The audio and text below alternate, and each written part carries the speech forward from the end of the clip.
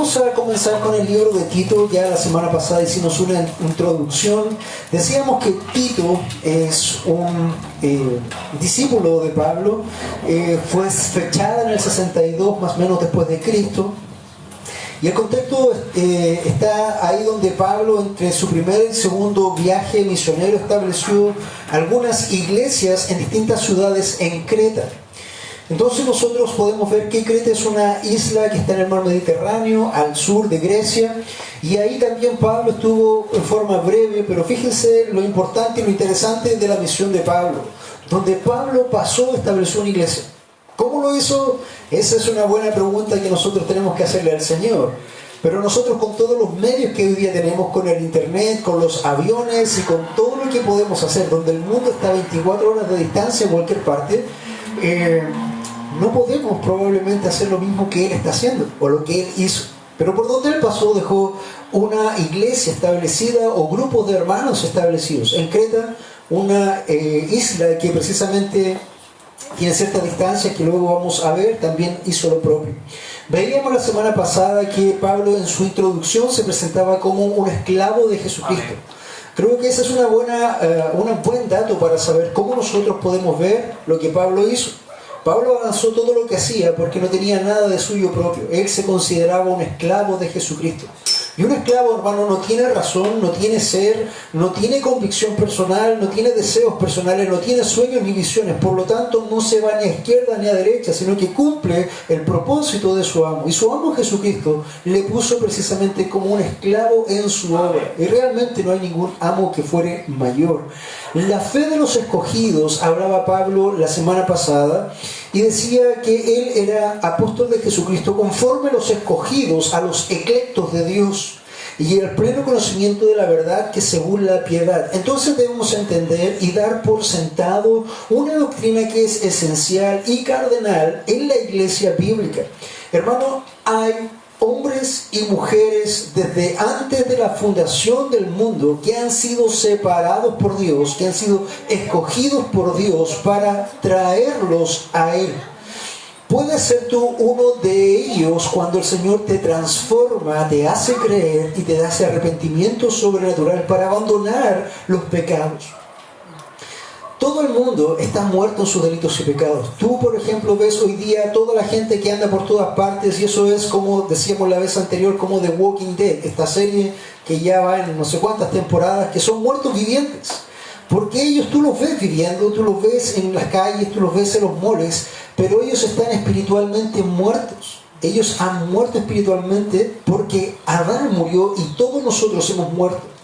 Ahora, de todos los muertos espirituales, el Señor antes de la fundación del mundo, escogido, ha separado a muchos para traerlos a sí mismo. Y a ellos el Señor los resucita espiritualmente a través del Evangelio. Tú estabas muertos en tus delitos y pecados, el Señor viene a tu vida a través del mensaje del Evangelio, quita tu corazón de carne, de piedra, pone un corazón de carne y te hace nacer de nuevo. Eso no tiene que ver contigo. Tú no puedes nacer de nuevo por alguna decisión, alguna emoción. Eso lo hace Dios y solo Dios. Dice que la Escritura, en el mismo Tito, que todo don perfecto desciende de lo alto. ¿Qué quiere decir esto? Que la fe que tú necesitas para creer en Dios, para poder ser salvo, no la tienes tú en tu propio corazón. No está en ti. Está en Dios, que tiene que venir a ti. Y de alguna forma Dios te encuentra. Dios te va a encontrar en el lugar que estés, en el momento que estés, en la situación en que estés, y Él va a venir a tu vida. Muchos de nosotros no estábamos buscando a Dios. De hecho, yo creo que ninguno de nosotros estaba buscando a Dios. Pero en algún momento Él llegó a nuestras vidas y cambió todo. Toda nuestra estructura, toda nuestra mente, toda nuestra visión, Él lo hizo. Y esa es la fe de los escogidos, hermanos.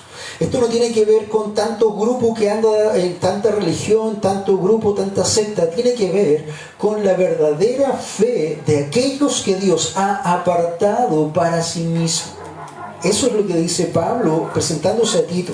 Luego dice que hay una promesa eterna del Evangelio y dice que Él está predicando con la esperanza eterna, el cual Dios que no miente prometió desde los tiempos eternos. La semana pasada veíamos que si Dios prometió desde los tiempos eternos la salvación o la redención, la pregunta es ¿a quién se lo prometió? Tú no estabas en la eternidad, yo no estaba en la eternidad, pero Dios lo prometió ahí. ¿Cuándo lo prometió o a quién lo prometió? ¿Sabes a quién lo hizo? Dios lo prometió a sí mismo. Dios se prometió a sí mismo salvar a los que Él iba a traer. Y como Dios no es hombre para mentir, Dios lo ha hecho y lo hará. Muchos hombres y mujeres han de venir y han venido por la gracia de Dios a esta salvación plena, a esta vida eterna. Y no solamente eso, sino que también la manifestó esta salvación en su momento, a través de su palabra, por la predicación que me fue confiada, decía. Hermanos, nosotros, así como a Pablo le fue confiado el Evangelio, a nosotros también tenemos una llave del cielo. El Estado tiene la espada para poner en orden. Nosotros, la iglesia, no tenemos espada para gobernar, pero sí tenemos las llaves del reino. ¿Qué quiere decir eso? Nosotros tenemos el Evangelio. Dios nos ha dado el Evangelio para que nosotros podamos ser fieles administradores y podamos compartir este Evangelio para que otros sean descubiertos a través del Evangelio para salvación. Y digo descubiertos porque nosotros no salvamos a nadie, literalmente, nosotros simplemente predicamos el Evangelio y con este Evangelio que predicamos vamos descubriendo quiénes son aquellos que Dios ya tenía preparado para salvación. Eso es lo que nosotros hacemos, pero es un privilegio que Dios nos da. Verdadero hijo en la fe era Tito y a él le establece esta misión, esta visión. Eso fue lo que vimos la semana pasada. Hoy día vamos a abarcar lo que es del 5 al 9 de Tito. Tito, por favor, en sus Biblias, capítulo 1, versículos 5 al 9. Vamos a tocar solamente estos 4 versículos que podríamos estar quizás un seminario entero, 6 meses trabajando en esto, pero lo haremos en unos 45 minutos, Dios mediante. Vamos a tener en mente algo. Cuando la Biblia también es práctica. El mensaje de hoy es designando ancianos bíblicos. Esto es lo que se establece en la iglesia. Esta idea del Papa no existe en la Escritura. Esta idea de los cardenales y todo esto no existe en la Escritura. Lo que existe en la Escritura son ancianos o pastores u obispos, que es el mismo título, en forma plural. Si tú vienes de un contexto evangélico, si vienes de un contexto de esta índole, tú tienes en mente el pastor rey, un pastor, el pastor de la iglesia. Eso tampoco es bíblico. Lo que es bíblico es que una iglesia debe tener una pluralidad de ancianos, más de uno para que puedan guiar y administrar la iglesia. Eso es lo que Pablo estaba diciéndole a Tito. Como este mensaje tiene que ver con temas teológicos de cómo ustedes pueden evaluar a un anciano, yo quiero abrirles algo ya públicamente. Y en este tiempo, y este libro de Tito también ha sido puesto para que nosotros pasemos por él, pero no solamente para pasar por una forma teórica, sino que práctica. Porque nosotros tenemos... Hermano Mario, por favor, pase adelante. En medio nuestro tenemos a nuestro hermano Mario, que es nuestro diácono oficial de la iglesia. Miren qué cachado. Bonito hermano Jessica, ¿no? Lindo. Nuestro hermano Mario ha ido dando frutos de fidelidad y él está dando pasos ya concretos para ser evaluado como un anciano más. ¿Qué quiere decir esto? El pastor Hugo ya no va a ser el único pastor ni el principal, sino que pastor Hugo y futuramente un pastor Mario van a estar a cargo de la congregación. No va a haber, no hay diferencia entre uno y otro, la misma responsabilidad, ¿ya? Así que para que usted evalúe y todos estos mensajes que vamos a ir avanzando por Tito, vaya pensando también nuestro hermano, porque es lo que vamos en la práctica, vamos a ir aplicando también a ti. Así que muchas gracias, hermano Mario. Ya para que prontamente, hacer una oración larga, llevamos 3 años de iglesia y siempre la idea estuvo en levantar a otro y preparar a otro anciano. El hermano Mario ha sido fiel y ha ido avanzando y creciendo paso a paso. En lo poco ha sido fiel y el Señor ahí lo puede poner en lo mucho, como dice su palabra. Entonces, volviendo al punto, designando ancianos bíblicos con esta idea teórica en mente también, vemos a Tito 1:5 al 9. Tito 1:5 al 9 dice lo siguiente: por esta causa te dejé en Creta para que pusieras en orden lo que queda y designaras ancianos en cada ciudad como te mandé. Esto es, si alguno es irreprensible, marido de una sola mujer que tenga hijos creyentes, no acusados de disolución ni de rebeldía. Porque el obispo debe ser irreprensible como administrador de Dios, no obstinado, no iracundo, no dado a la bebida, no pendenciero, no amante de ganancias deshonestas, sino hospitalario, amante de lo bueno, prudente, justo, santo, dueño de sí mismo, reteniendo la palabra, fiel, que es conforme a la enseñanza, para que sea capaz de exhortar con sana doctrina y refutar a los que le contradicen. Ya mi hermana Jessica estaba mirando ahí media temblorosa para ese lado. Bueno, oremos. Amado Dios, vamos delante de su presencia en esta hora, dando gracias por este tiempo.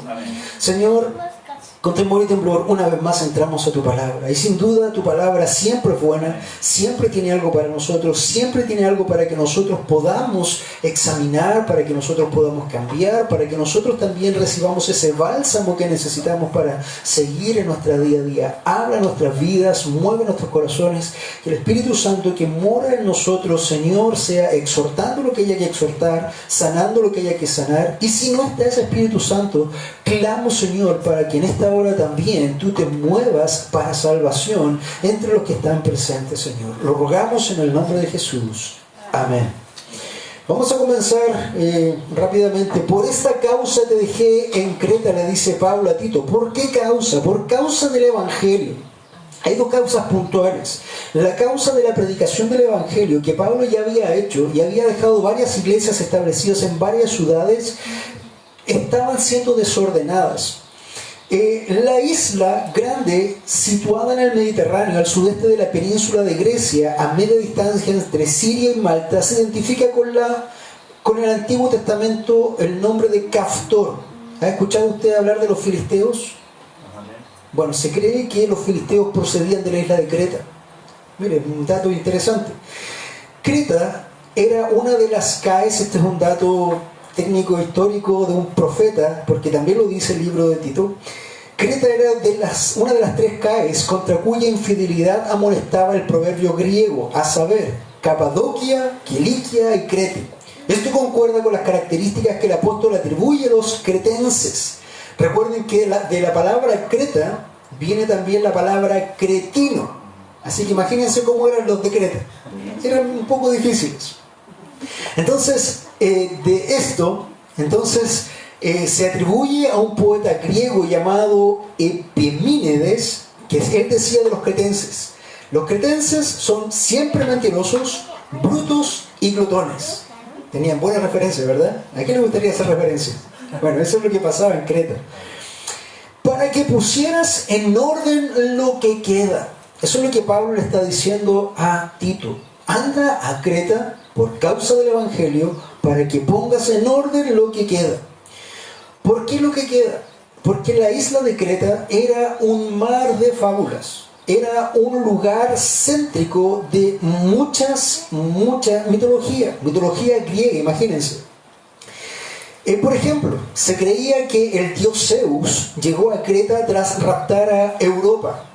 ¿A usted le suena el nombre Europa? Bueno, Europa supuestamente era una deidad, una diosa, de ahí viene la palabra. Entonces se creía que el dios Zeus llegó a Creta tras raptar a Europa y en su unión le nacieron 3 hijos. Uno de los cuales fue Minos, cuya esposa dio luz al Minotauro. ¿Han escuchado eso? También el Minotauro era de Creta, la idea. Que luego fue encerrado en el laberinto del Minotauro. Pero esta idea de la mitología no solamente afectaba al mundo de Creta en sus temas fantasiosos, sino que afectaba directamente a sus vidas. Porque si el dios Zeus podía bajar y tomar mujeres para tener un desenfreno sexual, ¿por qué nosotros no? Y eso pasaba.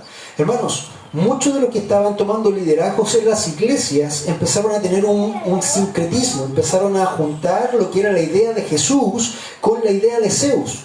Y si era un pastor o un líder en la iglesia, entonces si Zeus podía tenerlo, ¿por qué yo no? Y empezó a haber un desenfreno sexual en la isla de una forma escandalosa. Entonces, esto es lo que Pablo le llama a Tito también a ordenar. Y eso no es muy distinto a lo que pasa hoy.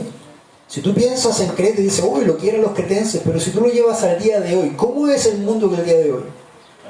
Es igual, hermano, llevados a la sensualidad, a la sexualidad, lleno por carteles por todos lados, en internet te saltan de todos lados en esa área. Entonces, ¿cuál es la diferencia?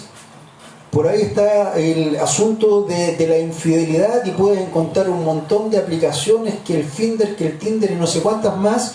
Y es lo mismo, hermano. La única diferencia es que ellos lo traían desde la mitología. Nosotros hoy día lo tenemos al clic. Entonces, no es muy diferente hoy día lo que pasa con nosotros en nuestro mundo. Tenemos un mundo lleno de entretención, de vida consumista y desenfrenada, y de creyentes de supermercado. Muchas veces, hermano, la gran mayoría de la iglesia está llena de creyentes de supermercado. ¿Qué quiere decir eso? Yo tomo un servicio que me gusta, voy y luego desecho. Pero los que no me gustan, no voy. Es como ir a Starbucks, pedir el café, pagar e irse. Hermano, un creyente verdadero no es un creyente de supermercado, es un creyente que siempre es un esclavo de Jesucristo, como Pablo se manifestaba. Es uno que está dispuesto a predicar el Evangelio, a tomar el costo del discipulado. Es uno que está dispuesto, hermano, a no callar cuando sea perseguido. Pronto se nos viene una persecución. Ya se está levantando en el mundo todo una panorama, una plataforma que está ideal, hermano. Se está alineando, todos los astros se están alineando, como podrían decir por ahí. Está la ONU alineada, está la Iglesia Católica y el Papa con estas nuevas encíclicas que está sacando. Estados Unidos se acaba de alinear ahora con una elección bien transparente que hubo. Entonces, hermano, lo que el tiempo señala de Dios es que el juicio está cercano. Y eso quiere decir que los creyentes de supermercado no van a pasar la prueba, hermano. Solamente aquellos cristianos verdaderos que puedan llegar a entender el costo de su vida en Cristo van a poder salir airosos y aprobados de este tiempo.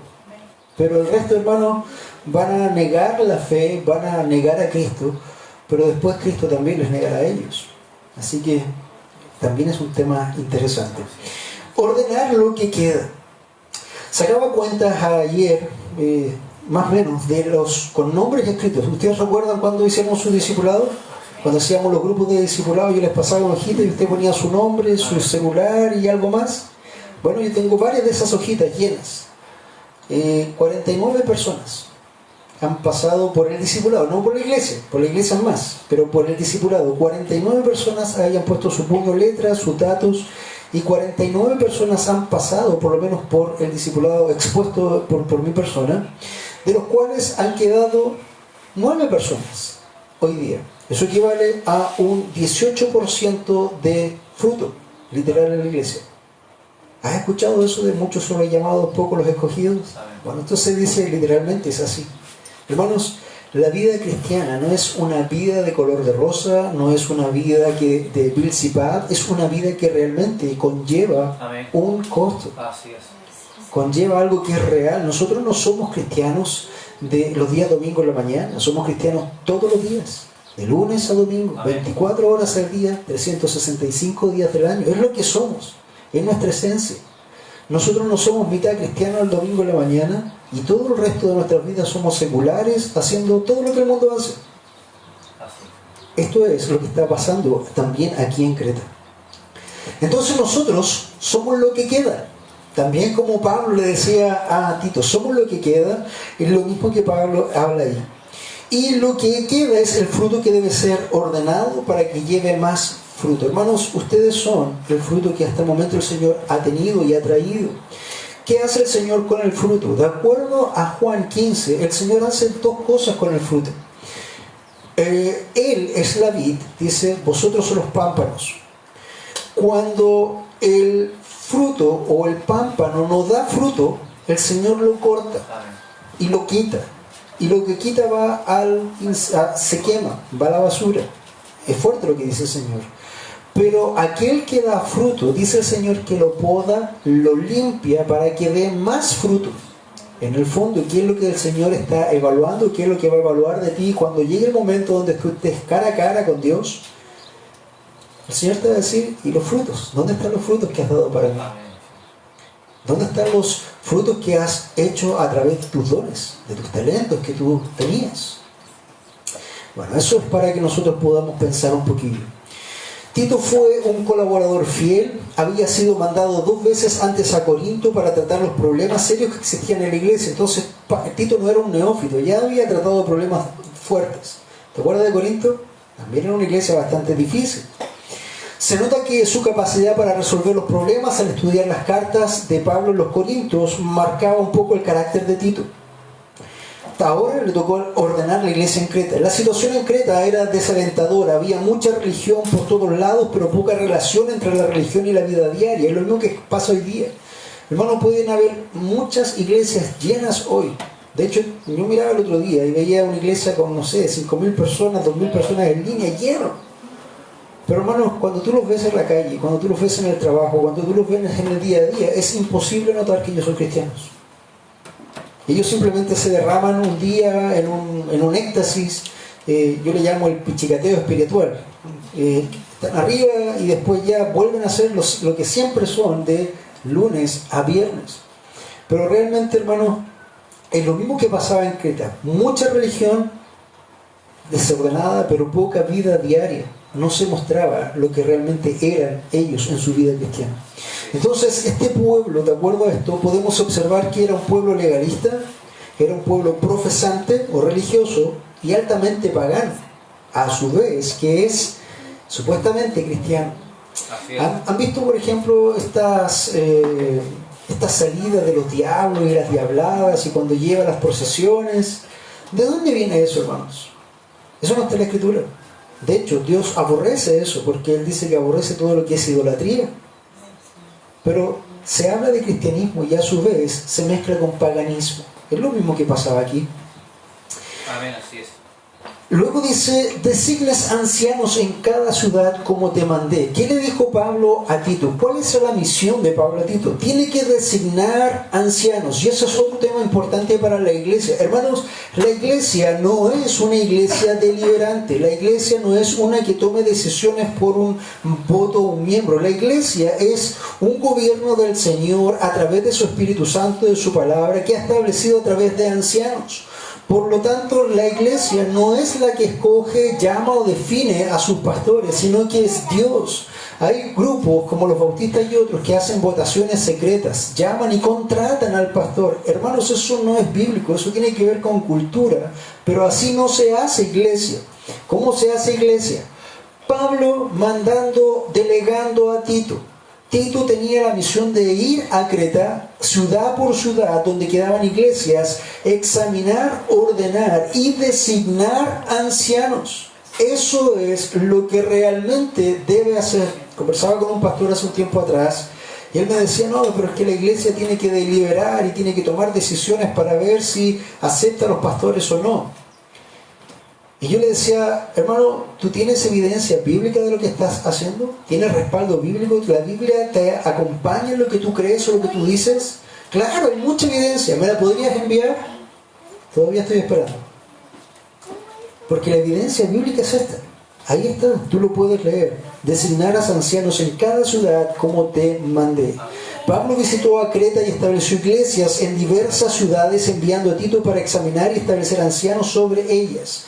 Creta tiene 250 kilómetros de largo y entre 10 a 56 de ancho. Esto es más o menos, si tú quieres tener una idea de un largo de Creta, es como si tú tomaras tu auto aquí en Viña del Mar y te fueras hacia el sur, pasando por Rancagua, Rengo y llegaras a San Fernando. Eso es lo que medía Creta, desde Viña a San Fernando. Y entre esa extensión, muchas ciudades con varias iglesias. Ese era el trabajo que Pablo había hecho. Y ese es el trabajo que Tito tenía que hacer, visitar, examinar y poner ancianos. Ahora, ya para la parte práctica, es solamente una introducción, ahora queremos ir a la parte práctica. ¿Cómo deben ser estos ancianos? Pablo no lo dejó a la suerte a Tito, sino que le dijo cómo tenía que examinar y qué debía encontrar en estos ancianos para poder establecerlo.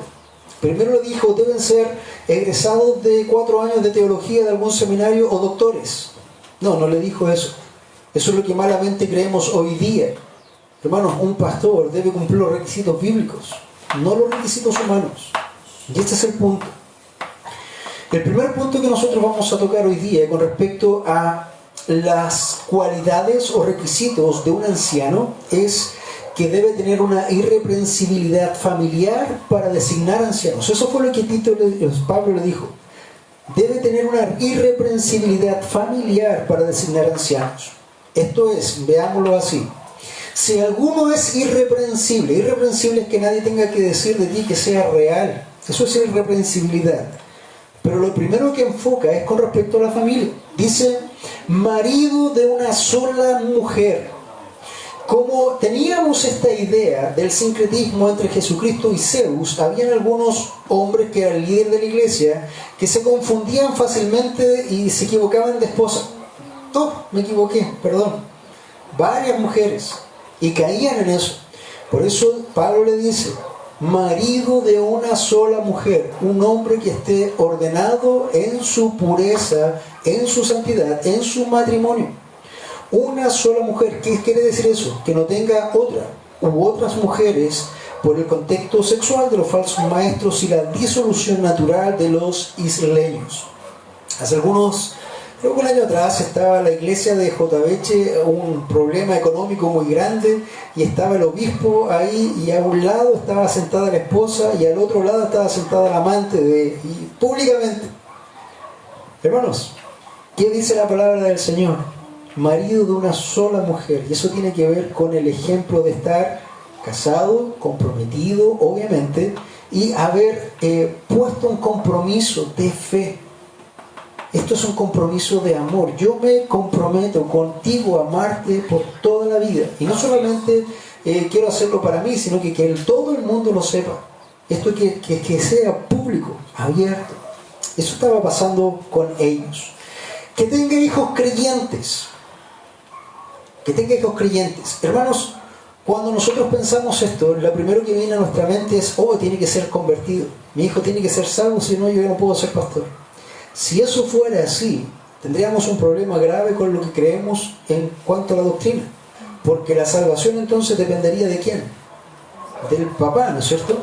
Pero la salvación no depende de nosotros, depende del Señor. Por lo tanto, vamos a ver un poco este contexto. Que tenga hijos creyentes se usan dos sentidos. El primero es un sentido pasivo. ¿Qué quiere decir? Que el hijo sea fiel, digno de confianza, fiable o fiel. ¿A quién?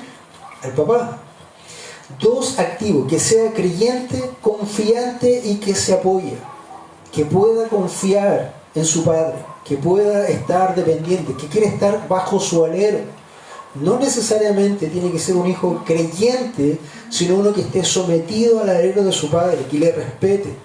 Y ahora hay que entender también que en estos contextos hay dos tipos de hijos. Están los hijos que son los que están bajo nuestro alero y son los hijos que ya no están bajo nuestro alero. La Constitución chilena por lo menos dice que una persona es adulta, ¿a qué edad? 18 años. ¿Qué quiere decir? A los 18 años te emancipas. Antes de eso tú tenías que obedecer. Bueno, hoy día los hijos ya casi no obedecen a los padres en el contexto. Pero un padre que tenga bajo su alero un hijo, esos hijos que estén bajo su alero deben estar bajo sometidos a él, en respeto. No necesariamente tienen que ser los creyentes del tema, pero sí deben estar en respeto a su padre. El padre tiene que haber enseñado. Entonces eso tiene que ver con ello, que sean sometidos a su papá, a su mamá como autoridad. En este caso el papá, porque es el que va a ser anciano. Recordemos que Pablo está dando características. No hay pastoras, no existen las pastoras. De hecho, Pablo no dice que sea esposa de un solo esposo. En ninguna parte dice que sea esposo de una sola mujer. Y estos hijos deben estar no acusados de disolución ni rebeldía. Se entiende que son los hijos que están bajo el alero del anciano o posible anciano. Entonces, dentro de estas características, son estas características de irreprensibilidad familiar para designar anciano. Que sea marido de una mujer y que tenga hijos que estén sometidos bajo su alero cuando estén en casa. Y estos hijos no estén acusados de disolución ni de rebeldía. ¿Qué quiere decir esto? Que estos hijos deben ser estorbados por el padre, enseñados. Si este hijo quiere salir de norma, el papá, mientras estén en su alero, tiene que ponerlos en orden. Esa es la que llama a Dios a nosotros como padres, a enseñar a nuestros hijos a todo lo que es bueno. El segundo punto que nosotros vamos a ver luego de la irreprensibilidad familiar para designar un anciano es la irreprensibilidad de carácter para designar anciano. Hoy día muchos se enfocan en el seminario, en la enseñanza, en el conocimiento, pero Pablo, fíjate que no le ha dado mayor importancia todavía. De hecho, parte con carácter y después parte con carácter. Primero parte con carácter familiar y después con carácter personal. El segundo punto es irreprensibilidad de carácter para designar ancianos. Versículo 7 dice, porque el obispo debe ser irreprensible como administrador de Dios. Otra vez tiene que ser irreprensible. ¿Lo repite Pablo? No. El punto es que la primera irreprensibilidad era en el aspecto familiar. La segunda irreprensibilidad es en la administración de Dios. Y para ello empieza a dar algunas características de una persona que no puede ser designado anciano. Un anciano no debe ser obstinado. Dice la palabra de Dios, porque el obispo debe ser irreprensible como administrador de Dios, no obstinado. ¿Qué quiere decir obstinado? Hay algunos sinónimos. Sinónimos es terco, porfiado, empecinado. Si nosotros lo llevamos al español, chilensis. Si vamos al griego, la palabra es autades, y esto es autocomplaciente. Viene de autos y edomai, autocomplaciente.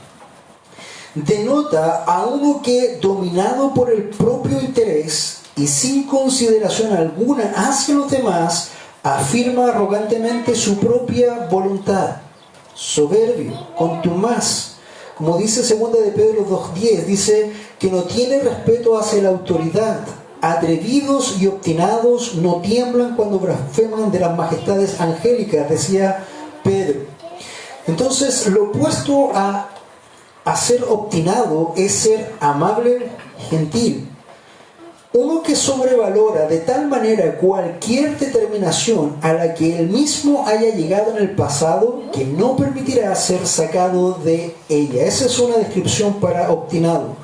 Uno que sobrevalora de tal manera cualquier determinación a la que él mismo haya llegado en el pasado, que no permitirá ser sacado de ella. Un anciano bíblico tiene que tener la capacidad de ser enseñable. Todos necesitamos ser enseñables. El pastor de la iglesia también es enseñable. Si no es enseñable, entonces se convierte en un tirano, en un totalitario. Dios tiene que obrar, Dios gobierna. Por lo tanto, nosotros, los ancianos, debemos no ser obstinados. Debemos ser firmes de criterio cuando hay verdad, pero obstinados hacia el error, eso es una falta. Obstinados al error. Por ejemplo, si yo les dijera, o hermano Mario en su momento, nosotros hoy día vamos a aceptar que el hermano Mario... No. ¿Sí? Bueno, él va a ser como el profeta de Peñalolén. Entonces necesita más ayudas idóneas porque le falta. Entonces vamos a aceptar y vamos a mantenernos a pie juntillos que él puede tener otra esposa. Eso ustedes no lo pueden hacer. Y si él se obstinara en eso, hermanos, eso lo descalifica inmediatamente. Es solamente un ejemplo. No te vayas a pegar. Es un ejemplo.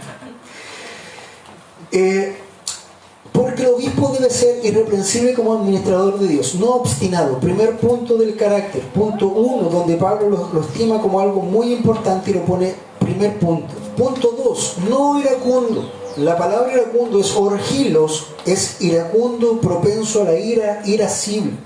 Si este hombre que está siendo designado o evaluado para ser anciano es mechita corta, no sirve. Si tú le dices, pero, y explota y empieza a gritar y a tirar todo el mundo por la ventana, hermanos, no es un hombre que sea cualificable para ser un anciano. ¿Puede irritarse? Sí. ¿Puede airarse? También. Dice la Escritura, airaos, pero no pequéis. Pero eso no debe ser la característica de siempre. No puede ser la persona que anda con el ceño frunctido todo el día y que tú te da miedo hablarle porque te va a pegar. Hay personas así, ¿es conocido? Bueno, no debe ser así. No debe ser propensa a la ira ni irascible. ¿Puede airarse? Sí, pero sin pecar. Recuerda al Señor Jesucristo cuando estaba en el templo y se airó con los mercaderes y dio vuelta a todas las mesas. Esa es una ira santa. Eso es correcto. Otra característica en cuanto a su carácter, irreprensibilidad de carácter, primero, no obstinado, no iracundo, no dado a la bebida. Bueno, Mario. Paranoios. ¿Qué quiere decir eso?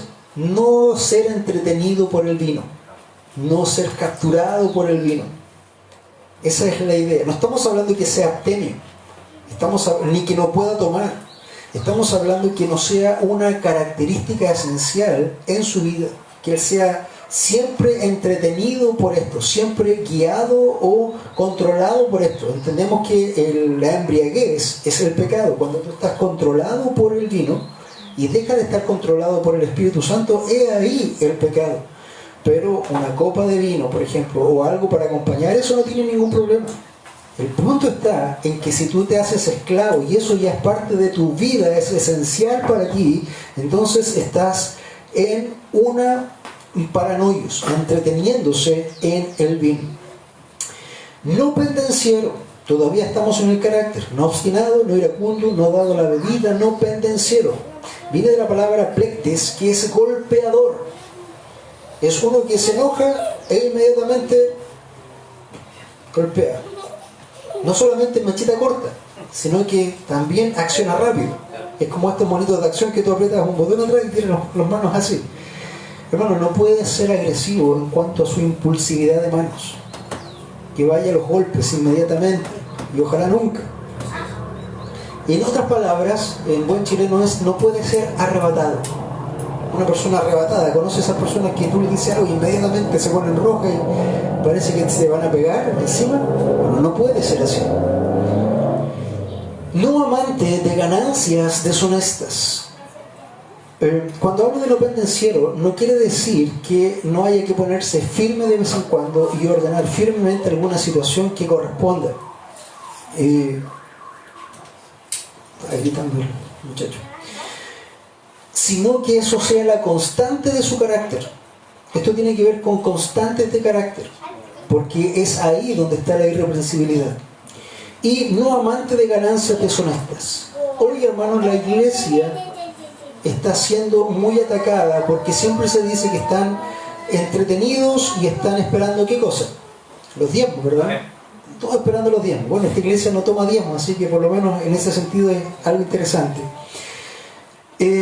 No amante de ganancias deshonestas. Un pastor, un anciano, ¿puede tener ganancias? Sí, puede tener ganancias, porque Pablo también lo establece así. El obrero de Dios, el que trabaja en el Evangelio, que viva ¿de qué decía Pablo? Del Evangelio. Por lo tanto, cuando hay un trabajo correcto, hay una ganancia honesta. A lo que está llamándose aquí es no amante de ganancias deshonestas, que usando del cargo o de la autoridad abuse de eso y empiece a usufructuar de más allá de lo que es correcto. Eso es una ganancia deshonesta. Y eso es codicioso de ganancias deshonestas. Entonces, hasta aquí hemos visto la irreprensibilidad familiar para designar ancianos. Es que tenía que ser marido de una mujer, que tenga hijos que estén bajo su alero, sometidos. Y la irreprensibilidad de carácter entonces es no obstinado, no iracundo, no dado a la bebida, no pendenciero, no amante de ganancias deshonestas. Un tercer punto que nosotros vamos a ver en esta hora es los requisitos de carácter que él debe tener para ser designado. Y empieza. ¿Cuáles son las cosas que sí debe tener? Debe ser hospitalario. Eso viene de filoxenos, hospedadores, que pueda hospedar con amor y sin murmuración. ¿Qué quiere decir eso? Que pueda hospedar y no esté hablando mal después de las visitas que tuvo. Ahí como hablando por la espalda. No, hermano. Sea hospedador, sea uno que sea hospedar unos con otros sin murmuración. Amante de lo bueno. La palabra original allí se pueden reír ustedes, pero es filagatos. Filagatos es amador de lo bueno, literalmente. Prudente, de mente juiciosa con dominio propio. Esta es la idea de prudencia, que él tenga dominio propio sobre su mente, sobre su corazón. Que sea justo, denota rectitud, un estado de ser recto, de conducta recta, sea que se juzgue en base a normas divinas o humanos de lo que es recto. Tiene que ser correcto. Santo. Santo viene de Josíos, suena como Josías, ¿verdad? Josíos significa religiosamente recto, santo, en oposición a lo torcido o contaminado. Está comúnmente asociado con la rectitud, dueño de sí mismo. Denota la ejercitación de dominio propio, alguien que es dueño de sí mismo. Hermano, hasta aquí nosotros estamos evaluando cómo se designaban ancianos bíblicos. Pero hermano, esto también, tú no puedes decir, pero ¿qué tengo que ver yo con esto si nunca he sido llamado ni nada? Tiene que ver mucho contigo. Primero, porque tú tienes que también evaluar. Y segundo, porque también tienes que moderar estos mismos principios. Estos principios no son solamente para los ancianos, esto es para cada creyente. Todos debemos estar en la misma línea, todos debemos cumplir estas cosas. Esto es lo que el Señor está llamando. Y si fuera así, qué fácil sería encontrar y designar ancianos en iglesias bíblicas. Entonces todos nosotros tenemos que establecer estos principios, pero especialmente aquellos que van a ser designados como ancianos. Un cuarto requisito, luego de la irreprensibilidad familiar, de la irreprensibilidad del carácter y de los requisitos del carácter, tiene que ver ahora sí con el conocimiento. Fíjate, no fue lo prioritario. Carácter primero, conocimiento después. ¿Por qué? Porque el carácter se puede adquirir, el conocimiento se puede adquirir fácilmente. Yo puedo leer, puedo estudiar, puedo ir a un seminario, pero el carácter, hermano, eso no es algo que se estudie. Es algo que se desarrolla con tiempo, al fragor, a fuego lento. Y por eso Pablo comienza con carácter primero, carácter segundo, carácter tercero y cuarto, requisitos del conocimiento para designar ancianos. Dice, reteniendo la palabra fiel, que es conforme a la enseñanza, para que sea capaz también de exhortar con sana doctrina y refutar a los que le contradicen. No vamos a entrar mucho hoy día en esto porque ya la próxima semana hay un avance más de ello, pero la idea es que el anciano tenga la capacidad de exhortar con sana doctrina, aconsejar con sana doctrina y refutar bíblicamente a los que le contradicen. Anda tanta persona dando vuelta ahí que tiene su propia opinión, pero nosotros, ancianos en Cristo y también los creyentes en Cristo, debemos conocer esto, la Escritura, para que la Escritura sea la base de lo que nosotros podemos presentar como verdadero, como defensa de lo que es. Entonces, esto es lo que un anciano debe mostrarse. Requisitos: irreprensibilidad familiar, irreprensibilidad de carácter, requisitos de carácter y también de estudio. Eso es lo que Pablo le está diciendo a Tito. Lo está enviando a la isla a buscar a estos hombres y a examinarlos, porque va a tener una misión ardua en todo esto. Ahora, cuando nosotros pensamos en ello, lo primero que tiene que ocurrir antes de todos estos requisitos es algo esencial que no podemos pasar por alto. Ese hombre, ese anciano, primero tiene que ser salvo. Y para ser salvo, tiene que haber reconocido la obra de Dios en su vida. Para ser salvo, como cada uno de nosotros, tiene que establecer algunas cosas. Cuando nosotros hablamos de salvación, lo primero que necesitamos establecer es lo siguiente: parte con Dios. Todos nosotros tenemos un grave problema con Dios, porque Dios no es santo, es 3 veces santo. Y como nosotros no somos santos, hermanos, tenemos graves problemas porque no podemos estar delante de su presencia. Dice la palabra de Dios que por cuanto todos pecaron están destituidos de la gloria de Dios. ¿Has pecado alguna vez? 2 veces. Dejémoslo en 10. Podemos seguir, ¿verdad? Y vamos a subir a decenas, centenas y vamos a... Hermano, ese es un grave problema porque Dios es 3 veces santo y no podemos estar delante de la presencia de Dios. ¿Y qué quiere decir eso? Que si tú no puedes estar delante de la presencia de Dios, ese cielo, esa eternidad, esa salvación prometida no es alcanzable para ti. Hay otro lugar que se domina como la condenación, que es para todos aquellos que no son santos. Y ese es otro problema porque Dios también es justo. Y como Dios es justo, no puede hacer vista gorda. No puede decir, pasa nomás. Él dice en la Escritura que Él es grande en misericordia y tardo también en paciencia, pero no tendrá por inocente el culpable. Si tú eres culpable de pecado, no pienses por un instante que Dios te va a hacer vista gorda. Dios no puede perdonar a nadie porque Dios es justo y la justicia requiere un pago.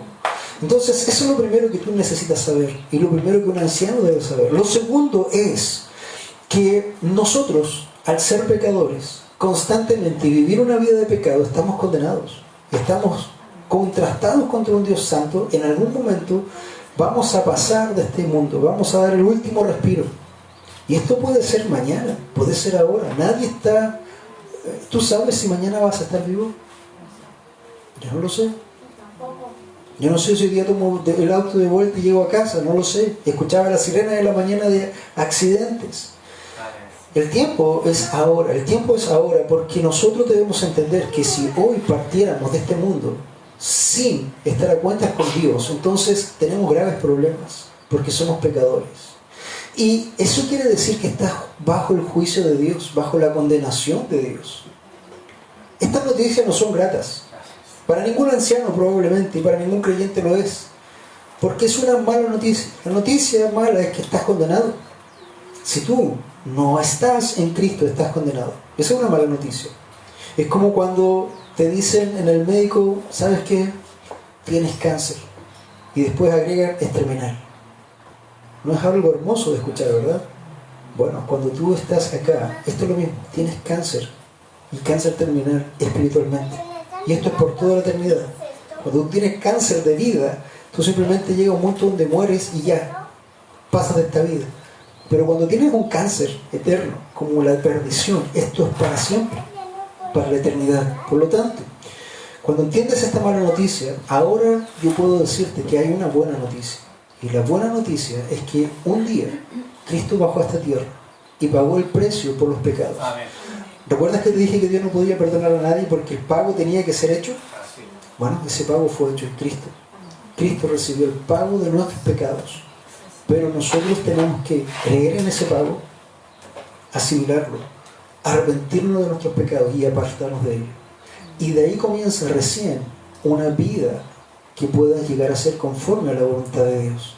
Y de ahí comienza recién a subir un hombre específicamente para llegar a avanzar como un anciano en la obra de Dios. Bien, amado hermano, esto es lo que yo tenía para compartir el día de hoy. Requisitos prácticos, teóricos también, con respecto a lo que están buscando y lo que estamos enfocando también en nuestro hermano Mario para un futuro cercano, y para que usted pueda escuchar que sí hay una mala noticia, pero también hay una buena. Entonces, es mi oración que Dios obra en su corazón para que el Espíritu Santo pueda mover su corazón, quitarlo, poner un corazón nuevo y dar una nueva vida como lo ha hecho con muchos de nosotros.